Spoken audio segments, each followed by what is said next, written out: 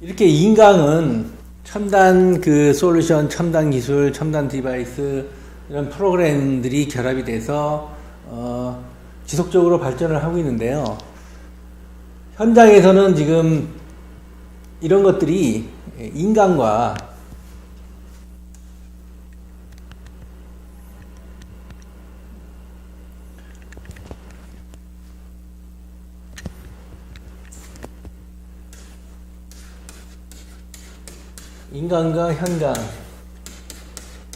현강 사이에서 차이가 있습니다. 현강은 인강이 지금 이제 2세대로 가고 있고 3세대로 가게 되면 지금과 전혀 다른 양상을 띌 텐데요.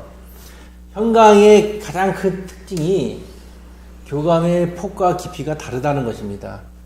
두 번째는 그 학생을 정확하게 알 수 있고 이해할 수 있고 신뢰를 쌓을 수 있는 개별화에 대해서 차이가 많이 납니다.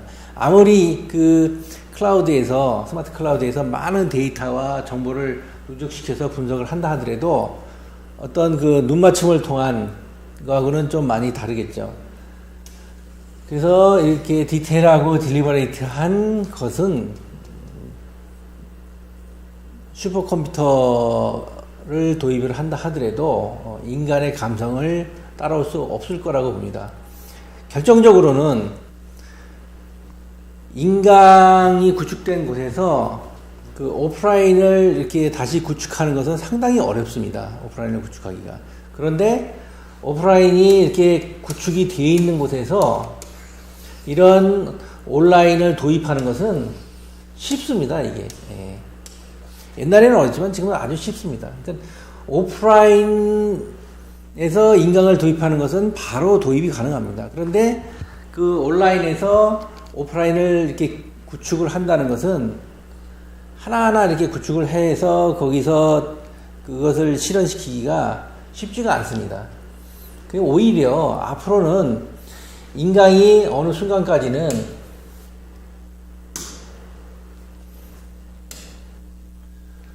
인강이 이렇게 쭉 어느 순간까지 올라가다가 정체가 돼서 이렇게 내려올 때, 이때 이제 다시 이렇게 내려왔던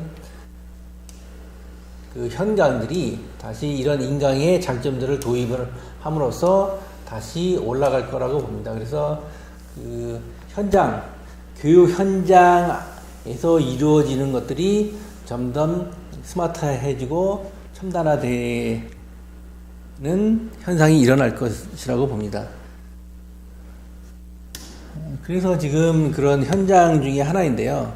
최첨단 그 교육방송, IPTV 방송, 전자칠판들, 그 다음에 프로그램들이 내장되어 있는 그 학원입니다. 예.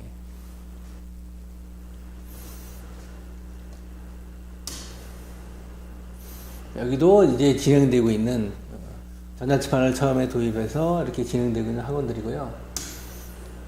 그 다음에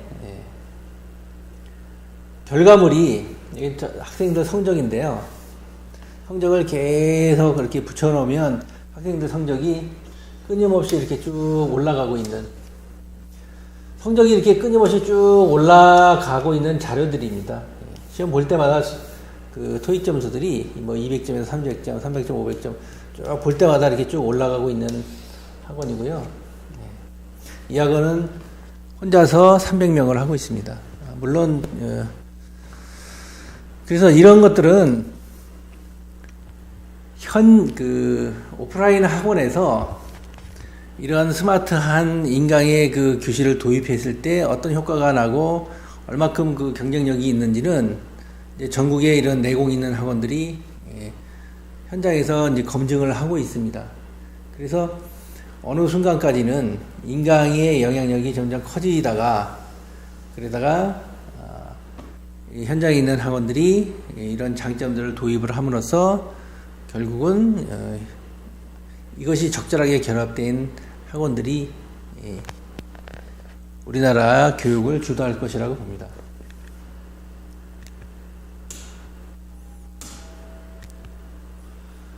그래서 마지막으로 교육은 백년지 대계라고 합니다. 그런데 지금 너무나 빨라서 지금 잠깐 정책을 잘못 세우면 앞으로 바로 경쟁력을 잃게 돼서 교육이 지금 정책이 바로 10년 후에 나타나는 그런 시대입니다.